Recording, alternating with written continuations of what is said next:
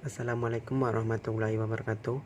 Perkenalkan, nama saya Ihsan Nurhan Adel, NIM 12020216939, Prodi Ekonomi Syariah kelas I. Saat ini saya akan menjelaskan tentang demokrasi dan pendidikan demokrasi, kedua geopolitik Indonesia, dan ketiga adalah geostrategi Indonesia. Demokrasi dan pendidikan demokrasi.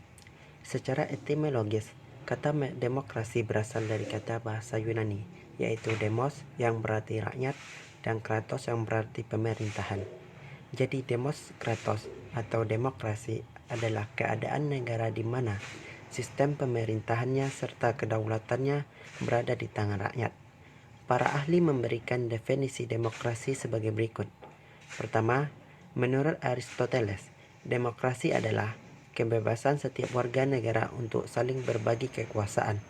Kedua, menurut Quenjoro Porbopranoto, demokrasi adalah sistem yang mendorong rakyat untuk ikut berpartisipasi secara aktif dalam pemerintahan negara. Ketiga, menurut Joseph A. Smetter, mengatakan demokrasi adalah perencanaan institusional untuk mencapai keputusan politik, bahwa individu-individu memperoleh kekuasaan untuk memutuskan cara perjuangan kompetitif atau atas suara rakyat. 4. Menurut Sidney Hawk, berpendapat bahwa demokrasi adalah bentuk pemerintahan yang keputusan-keputusannya penting. Pemerintahan diperoleh secara bebas dari rakyat biasa. Bagi negara yang menganut sistem demokrasi, pendidikan demokrasi merupakan hal yang penting untuk dilaksanakan sejak dini secara terencana, sistematis, dan berkesinambungan. Hal ini agar demokrasi yang berkembang tidak disalahgunakan atau menjurus kepada anarki, karena kebablasan sehingga merusak fasilitas umum, menghujat atau memfitnah pun dianggap sebagai bagian dari demokrasi. Menurut Diwan Dono dan teman-temannya, sementara menurut Tal bahwa pendidikan demokrasi yang merupakan tuntutan dari terbentuknya demokrasi madani Indonesia mengandung berbagai unsur. A. Manusia memerlukan kebebasan politik, artinya mereka memerlukan pemerintahan dari dan untuk mereka sendiri. B. Kebebasan intelektual. C. Kesempatan untuk bersaing di dalam perwujudan diri sendiri. D. Pendidikan yang mengembangkan kepatuhan moral kepada kepentingan bersama dan bukan kepada kepentingan sendiri atau kelompok. E. Pendidikan yang mengakui hak untuk berbeda, percaya kepada kemampuan manusia untuk membina masyarakat di masa depan. Sejarah demokrasi. Pemerintahan dengan demokrasi telah dikembangkan sejak lama oleh Yunani kuno di kota Athena. Mereka mengumpulkan semua orang yang merupakan warga negara di satu area, tetapi tidak termasuk budak, wanita, orang asing, dan anak-anak yang tidak mempunyai hak pilih. Majelis akan berbicara tentang jenis hukum apa yang diinginkan dan dipilih oleh warga negara. Dewan akan berbicara tentang jenis hukum apa yang diinginkan dan dipilih oleh warga negara. Dewan akan menyarankan undang-undang. Semua warga negara diizinkan di majelis dewan, dipilih dengan diundi. Peserta di dewan akan berubah setiap tahun dan jumlah orang di dewan paling banyak adalah 500 orang. Untuk beberapa kantor, warga Athena akan memilih seorang pemimpin dengan menuliskan nama kandidat favorit mereka pada sepotong batu atau kayu. Orang dengan suara terbanyak akan menjadi pemimpin pada abad pertengahan. Ada banyak sistem di mana ada pemilihan, meskipun hanya beberapa orang yang dapat bergabung pada saat ini. Parlemen Inggris dimulai oleh Magna Carta, sebuah dokumen yang menunjukkan bahwa kekuasaan raja terbatas dan melindungi hak-hak tertentu rakyat. Parlemen terpilih pertama adalah Parlemen de Montfort di Inggris pada tahun 1265. Namun hanya beberapa orang yang benar-benar dapat bergabung. Parlemen dipilih oleh hanya beberapa persen orang pada tahun 1780. Kurang dari 3% orang yang bergabung. Penguasa jumlah juga memiliki kekuasaan untuk memanggil parlemen. Setelah sekian lama, kekuatan parlemen mulai tumbuh. Setelah revolusi glorious pada tahun 1688, Bill of Rights Inggris membuat parlemen lebih kuat, kemudian penguasa menjadi simbol saja dan tidak memiliki kekuatan nyata. Teori dan model demokrasi. Pertama yaitu teori demokrasi ekonomis. Yang kedua teori demokrasi langsung. Ketiga demokrasi media yang populistis. Keempat demokrasi partai yang partisipatif. Model demokrasi yang pertama demokrasi presidensial atau parlementer. Yang kedua adalah demokrasi perwakilan atau demokrasi langsung. Pola dan implementasi pendidikan demokrasi. Pola pendidikan demokrasi adalah suatu cara mendidik yang aktif, dinamis, dan terarah yang berusaha mengembangkan setiap bakat yang dimiliki anak untuk kemajuan dan perkembangan. Pola ini menempatkan anak selaku individu sebagai faktor utama dan terpenting dalam pendidikan. Implementasi pendidikan demokrasi adalah upaya sistem yang dilakukan oleh negara dan masyarakat untuk memfasilitasi individu warga negara agar memahami, menghayati, dan mengembangkan konsep, prinsip, dan niat demokrasi sesuai dengan sistem dan perencanaan di masyarakat. Esensi demokrasi dalam penyelenggaraan pemerintahan daerah. Pada dasarnya, suatu pemerintahan daerah sebagai hasil dari otonomi daerah yang menganut asas desentralisasi mempunyai kewenangan tersendiri untuk meningkatkan kesejahteraan dan pelayanan kepada masyarakat. Lingge mengemukakan alasan mengenai perlunya pemerintahan daerah. Yang pertama yaitu untuk mencegah penumpukan kekuasaan yang bisa membuka terjadinya tirani. Yang kedua merupakan suatu usaha dalam menjalankan demokrasi. Ketiga, untuk mencapai pemerintahan yang efisien. Keempat, memperhatikan segala sesuatu yang khusus dimiliki oleh suatu daerah. Kelima, pemerintahan daerah dapat membentuk penyelenggaraan pembangunan.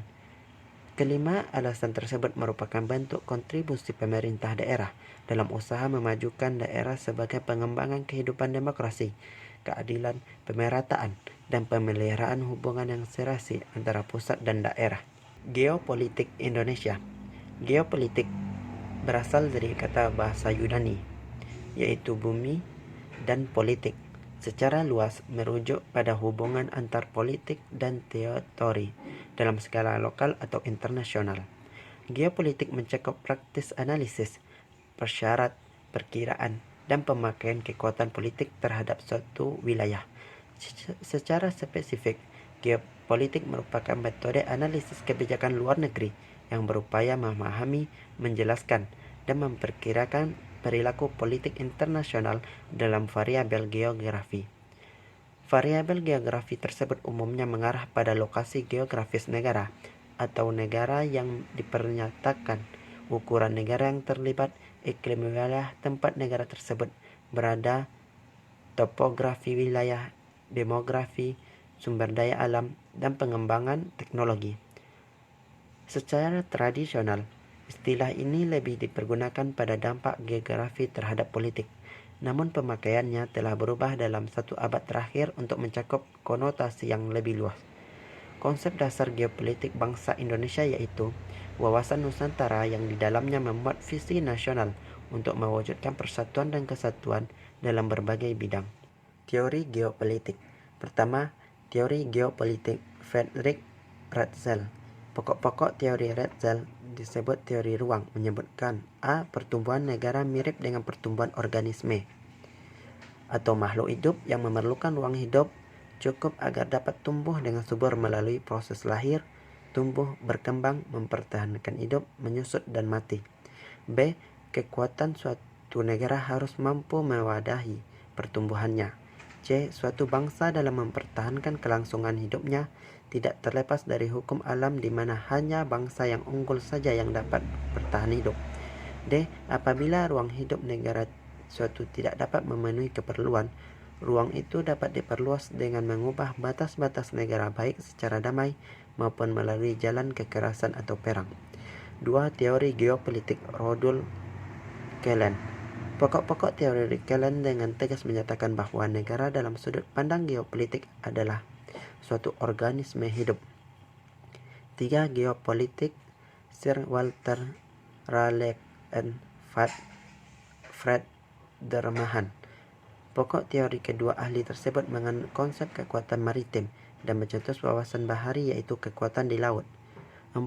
Teori geopolitik William Milche, Albert Safarki, Gelliu Dowhead, dan John Frederick Charles. Keempat ahli geopolitik ini melahirkan teori wawasan dirgantara yaitu kekuatan di udara. 5. Teori geopolitik Sir Halford Mackinder. Pokok teori Mackinder menganut konsep kekuatan darat dan mencetus wawasan benua. Prinsip geopolitik Indonesia. Prinsip geopolitik bahwa bangsa Indonesia memandang wilayahnya sebagai ruang hidupnya. Namun bangsa Indonesia tidak ada semangat untuk memperluas wilayah sebagai ruang hidup. Salah satu kepentingan nasional Indonesia adalah bagaimana menjadikan bangsa dan wilayah negara Indonesia senantiasa satu dan utuh. Analisis geopolitik Indonesia di era globalisasi. Dalam era globalisasi, permasalahan geopolitik di Indonesia didominasi oleh permasalahan pelanggaran batas wilayah Negara Kesatuan Republik Indonesia atau NKRI yang dilatar belakangi oleh kepentingan ekonomi. Persengketaan Indonesia-Malaysia mengenai Pulau Ambalat, Pulau Sidapan, dan Pulau Ligatan yang mulai mencuat sejak tahun 1967 menjadi salah satu contoh permasalahan konkret dalam dinamika geopolitik terhadap batas teritorial kedua negara, mengingat ketiga pulau tersebut memiliki potensi pariwisata dan perikanan yang sangat baik. Geostrategi Indonesia. Geostrategi adalah geopolitik yang dalam pelaksanaannya yaitu kebijaksanaan pelaksanaannya dalam menentukan tujuan sarana-sarana serta penggunaan sarana-sarana tersebut guna mencapai tujuan nasional dengan memanfaatkan konstelasi suatu negara sebagai suatu strategi yang memanfaatkan konstelasi geografi dan ruang di mana bangsa Indonesia berada, maka selalu digunakan untuk membina atau mengelola sumber daya yang dimiliki dalam suatu rencana dan tindakan yang mencakup masa depan dengan memperhitungkan berbagai faktor yang ada. Dengan demikian, geostrategi adalah perumusan strategi nasional dengan memperhitungkan kondisi dan konstelasi geografi sebagai faktor utama. Di samping itu juga memperhatikan kondisi sosial, budaya, penduduk, sumber daya alam, lingkungan regional maupun internasional. Hakikat dan sifat ketahanan nasional. Pada hakikatnya, ketahanan nasional adalah kemampuan dan ketangguhan suatu bangsa untuk menjamin kelangsungan hidupnya menuju kejayaan bangsa dan nasional. Berikut merupakan sifat-sifat ketahanan nasional. Pertama adalah mandiri. Ketahanan nasional bersifat percaya pada kemampuan dan kekuatan dengan keuletan dan ketangguhan yang mengandung prinsip tidak mudah menyerah serta bertumpu pada identitas, integritas, dan kepribadian bangsa. Kemandirian ini berfungsi untuk menjalin kerjasama yang saling menguntungkan dalam perkembangan global. 2. Dinamis. Ketahanan nasional bersifat tidak tetap, melainkan dapat meningkatkan ataupun menurunkan ketergantungan pada situasi dan kondisi bangsa dan negara, serta kondisi lingkungan strategis. Sesuai dengan hakikat dan pengertian ketahanan nasional bahwa segala sesuatu di dunia ini senantiasa berubah.